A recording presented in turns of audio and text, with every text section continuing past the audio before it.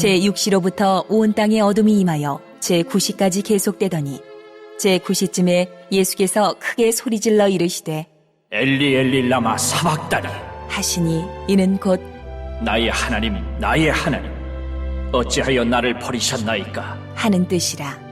거기 섰던 자 중 어떤 이들이 듣고 이르되 이 사람이 엘리야를 부른다 하고 그 중에 한 사람이 곧 달려가서 해면을 가져다가 신 포도주에 적시어 갈대에 꿰어 마시게 하거늘 그 남은 사람들이 이르되 가만두라 엘리야가 와서 그를 구원하나 보자 하더라. 예수께서 다시 크게 소리 지르시고 영혼이 떠나시니라.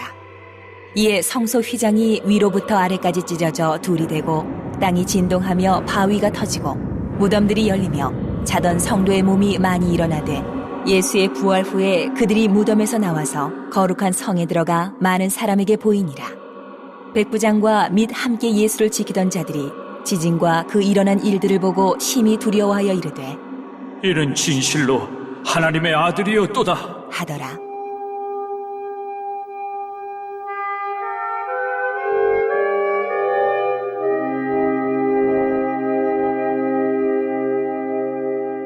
예수를 섬기며 갈릴리에서부터 따라온 많은 여자가 거기 있어 멀리서 바라보고 있으니 그 중에는 막달라 마리아와 또 야고보와 요셉의 어머니 마리아와 또 세베대 아들들의 어머니도 있더라.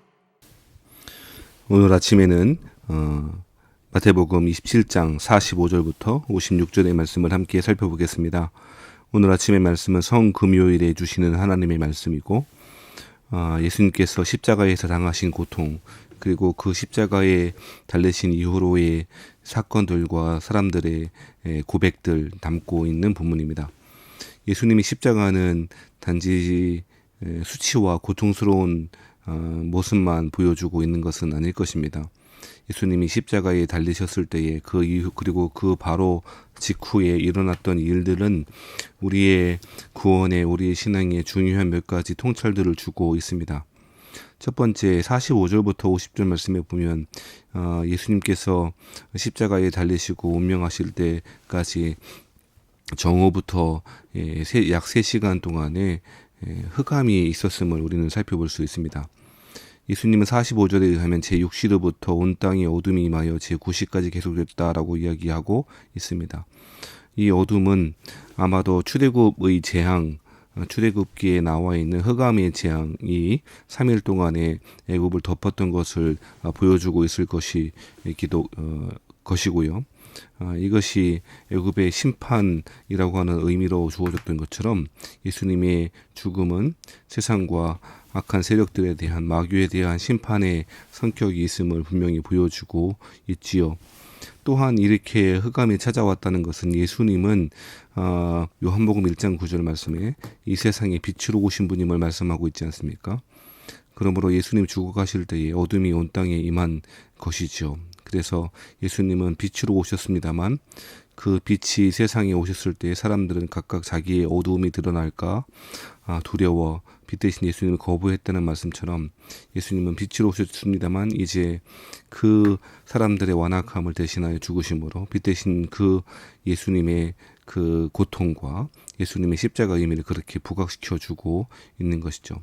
예수님은 46절 말씀에 보면 엘리 엘리 라마 사박단이라고 말씀하시고 크게 소리 지르셨다라고 이야기하고 있습니다. 이것은 나의 하나님 어찌하여 나를 버리셨나이까 라고 하는 뜻이지요.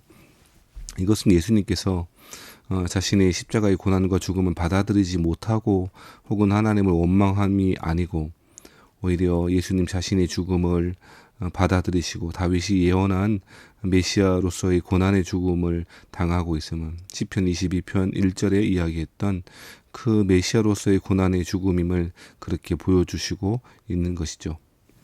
두 번째로 예수님께서 십자가에 죽으시고 운명하실 때에 51절부터 53절에 보면 성소 휘장이 위로부터 아래까지 찢어져 둘이 되고 땅이 진동하며 바위가 터지고 무덤들이 열리며 자던 성도들의 몸이 많이 일어나게 되었다라고 이야기하고 있습니다.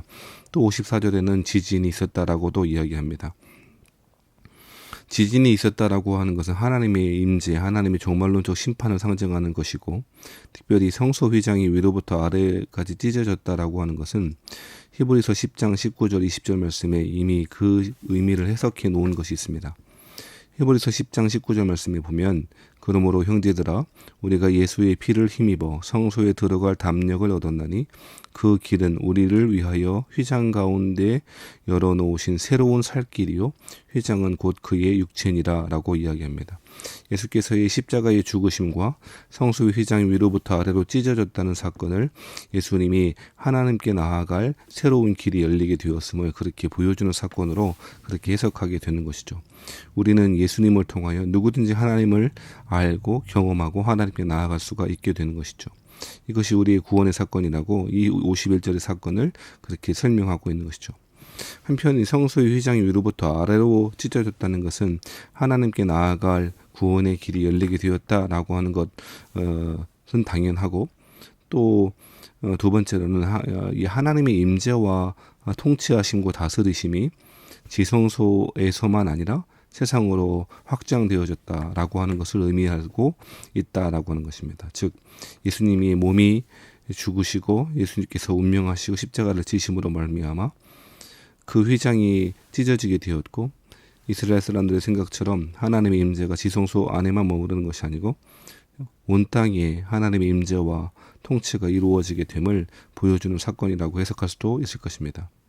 예수님은 자신의 십자가 죽음을 통하여 만왕의 왕 되시고 이 세상 가운데 마귀의 그러한 압제를 멸하시고 세상의 통치자처럼 행세하는 모든 권력들을 그렇게 심판하시고 이기시고 계시는 것이죠.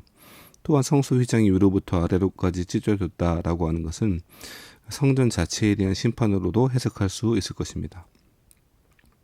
예수님은 성전에 들어가셔서 성전을 기도하는 집이 아니라 강도의 소굴로 만들어 놓은 그 성전 체제에 대하여 성전을 정화하시는 사건을 사역 초기에 하셨던 적이 있지요.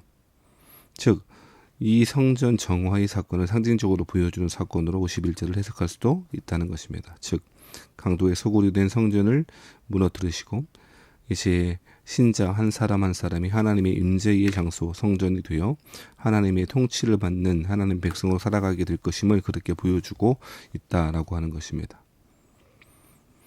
이러한 사실은 예수께서 죽으실 때에 나타난 여러 가지 물리적 현상을 통해서도 확인할 수 있는데, 예수의 부활 후에 무덤들이 열리고 성도의 몸이 많이 일어나게 되고 지진들이 일어났던 이런 일들은 하나님의 임재의 사건으로 전형적으로 구약에 묘사하는 방법이죠.